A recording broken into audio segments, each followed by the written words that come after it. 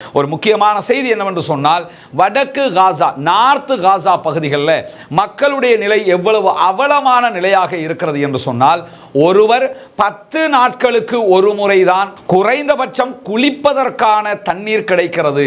10 நாட்களுக்கு உள்ளாக குளிப்பதற்கான எந்த தண்ணீர் வாய்ப்புகளும் அவர்களுக்கு இல்லை என்கிறது ஐநாவினுடைய ஆய்வறிக்கை. ஒருவர் குளிப்பதற்கு தேவையான தண்ணீர் கூட கிடைக்காத அளவுக்கு அந்த மக்களுடைய நிலை அகோரமானதாக மாறியிருக்கிறது.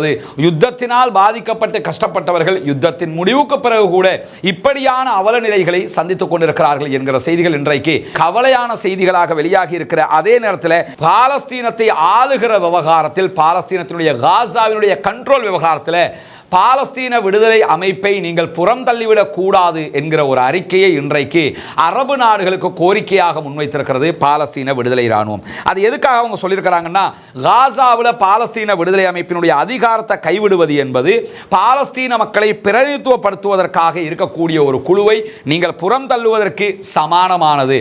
எனவே நீங்கள் அதை செய்யக்கூடாது என்று சொல்லியிருக்கிறார்.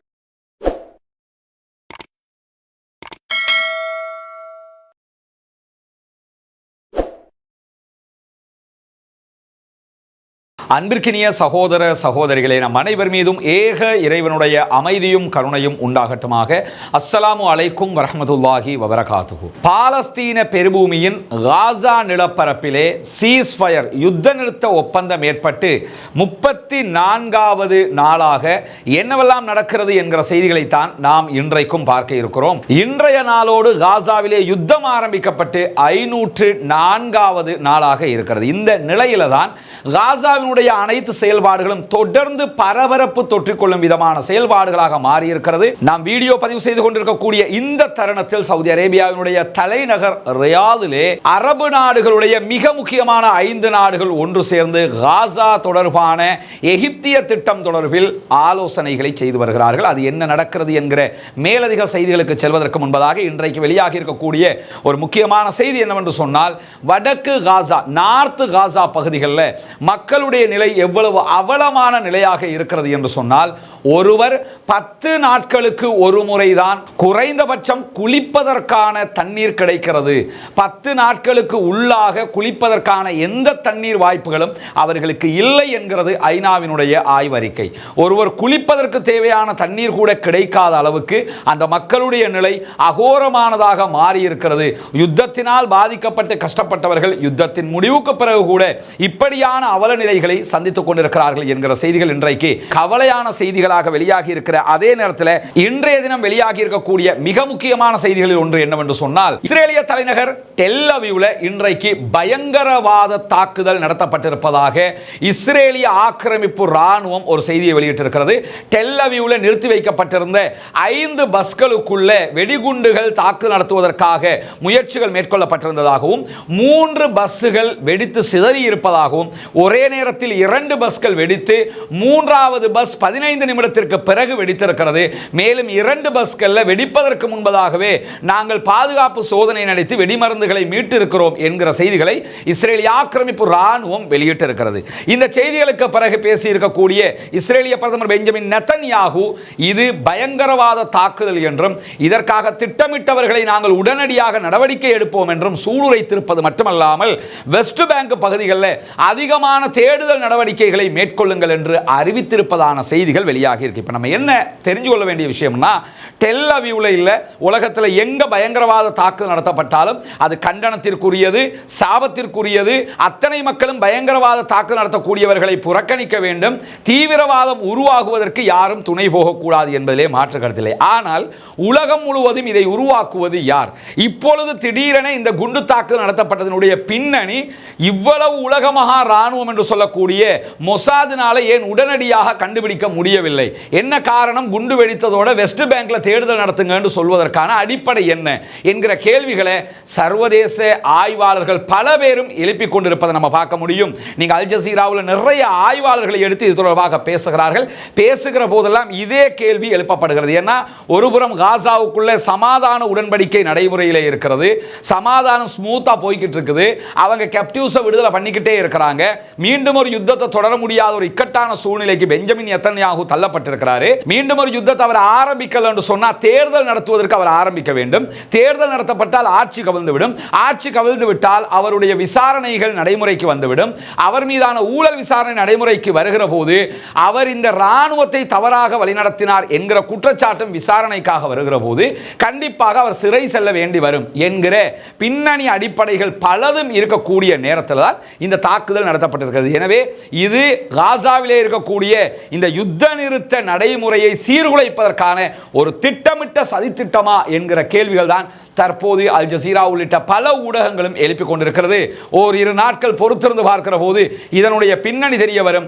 எது எப்படி போனாலும் தற்போதைய நிலையில் இப்படியான ஒரு தாக்குதலுக்கு பாலஸ்தீன விடுதலை இராணுவமோ வேறு யாருமோ திட்டமிட மாட்டார்கள் என்பது யதார்த்தமாக பார்க்கும்போது புரிகிற ஒரு விஷயமாக இருக்கிறது. ஏன்னா இருக்கிற சமாதான நிலையை அவங்களே கெடுத்துக்கிறணும்னு நினைப்பாங்களா என்கிற கேள்வியும் எழுகிறது. இந்த செய்திகளுக்கு மத்தியில் இன்றைக்கு வெளியாகி இருக்கக்கூடிய இன்னும் ஒரு முக்கியமான செய்தி என்னவென்று சொன்னால், டொனால்ட் ட்ரம்பினுடைய காசா திட்டத்திற்கு எதிராக எதிர்வருகிற மார்ச் மாதம் 4ஆம் தேதி எகிப்து தலைநகர் கெய்ரோவில் அரபு நாடுகளுடைய அரபு லீக் மாநாடு நடைபெற இருக்கிறது. அரபு லீகில் பங்கு பெறாத நாடுகள் கூட அந்த மாநாட்டுக்கு முக்கியமாக சில நாடுகள் அழைக்கப்பட இருப்பதாகவும் சொல்லப்படுகிற நேரத்தில் தான் தற்போதைய நிலையில் சவுதி அரேபியாவினுடைய தலைநகர் ரியாதில் அரபு நாடுகள் ஒன்று கூடி ஒரு மாநாட்டை நடத்தி வருகிறார்கள், ஒரு கலந்துரையாடலை நடத்தி வருகிறார்கள். சவுதி அரேபியா, எகிப்து, ஜோர்தான் உள்ளிட்ட நாடுகள் இந்த மீட்டிங்கில் பங்கெடுத்திருக்கிறாங்க. ஒரு முக்கியமான 5 நாடுகள் தான் பங்கெடுக்கிறார்கள்.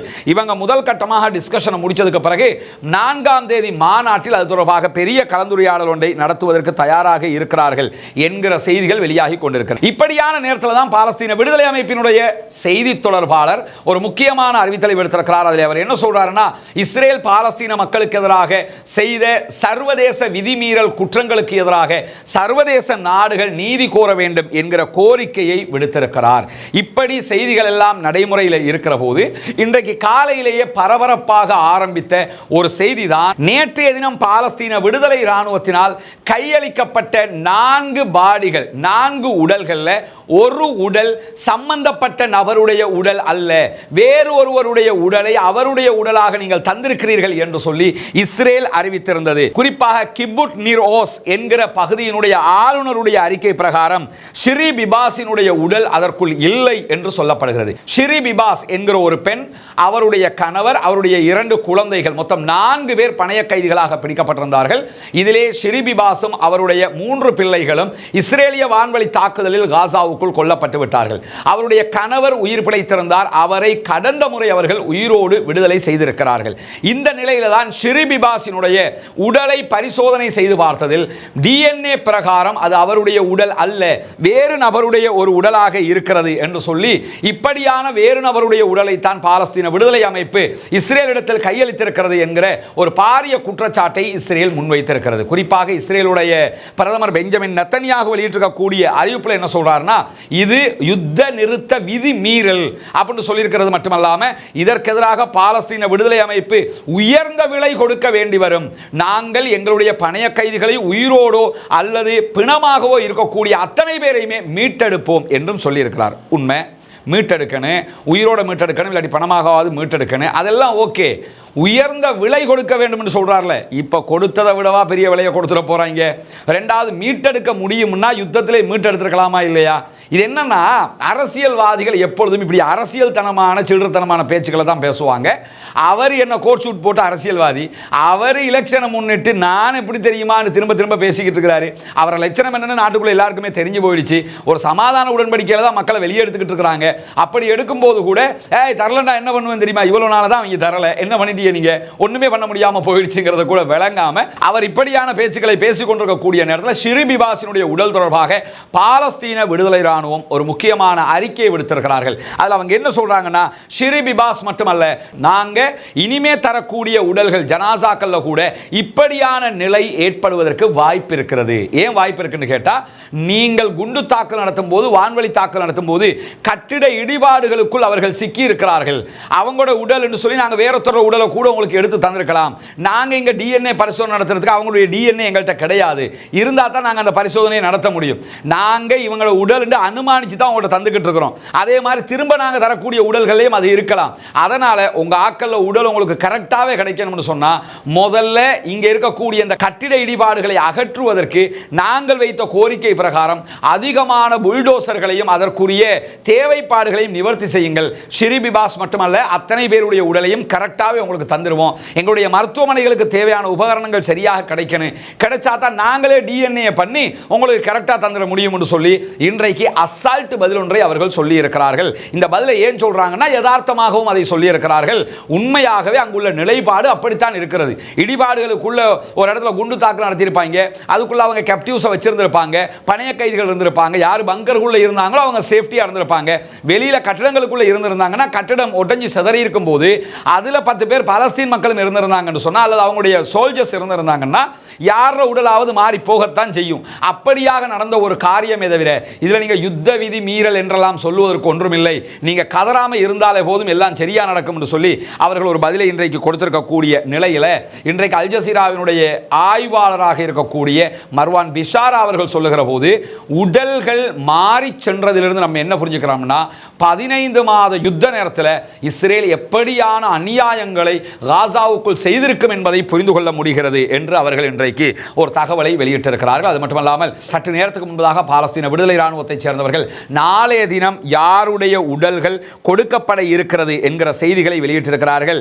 எலியா கோஹன், ஓமர் ஷாம்டோ, ஓமர் வெங்கட், தால் ஷொஹாம், அவேரா மெங்குஸ்ட், அதே போன்று ஹிஷாம் அல் சயீத் ஆகிய 6 பேருடைய உடல்களை நாளைக்கு இஸ்ரேலிடத்தில் பாலஸ்தீன விடுதலை இராணுவம் ஒப்படைக்க இருக்கிறது. இல்லை இந்த கடைசியாக சொன்ன ஹிஷாம் அல் சயீதை பற்றி நம்ம ஏற்கனவே சொல்றோம். பேர் அரபு பேராக இருந்ததுக்கு அவர் இஸ்ரேல்காரரு.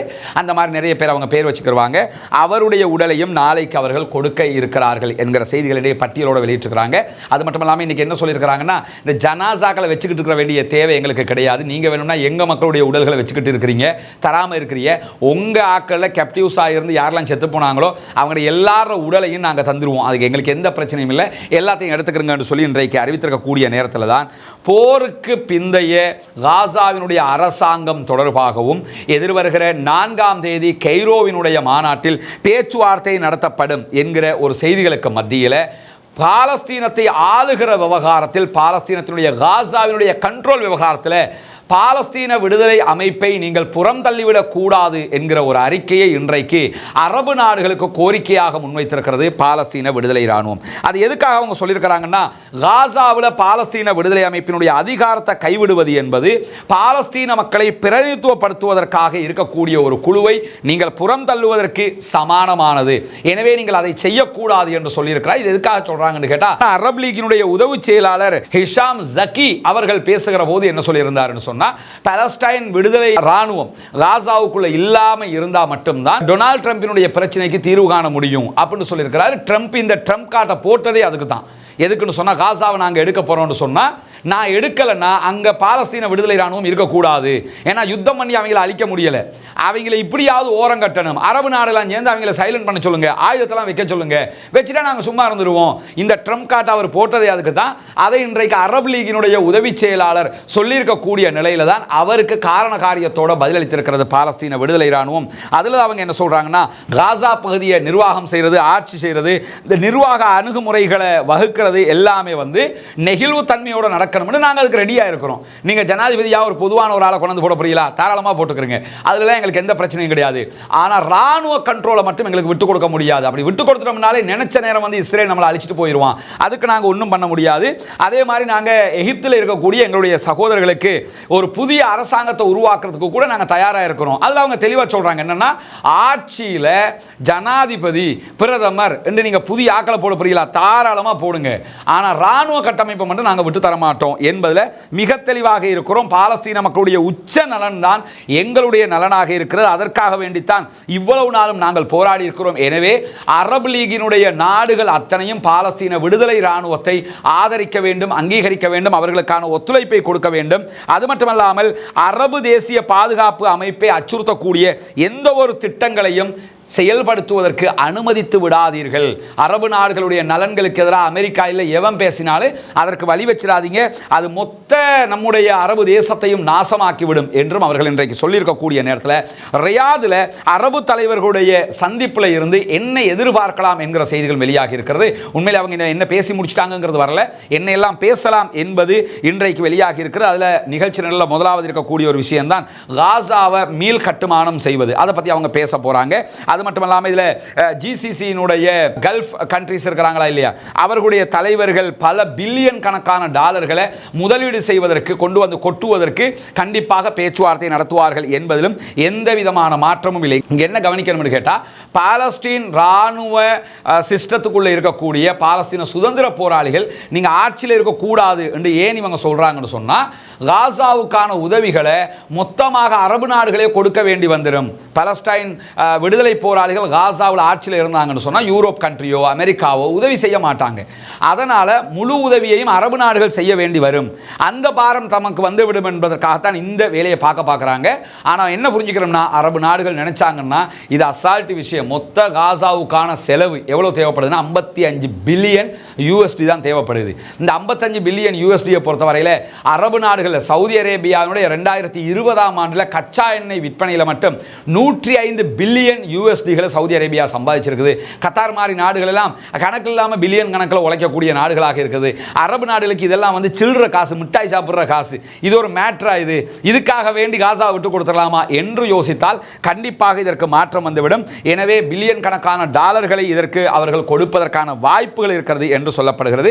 3 கட்டமாக காசா டெவலப் பண்ணப்படலாம் என்று சொல்லப்படுகிறது. முதல் கட்டம் குப்பைகள் அகற்றுகிற கட்டம், இந்த யுத்தத்தினால் ஏற்பட்டிருக்கக்கூடிய அழிவுகளை அகற்றுகிற கட்டம்.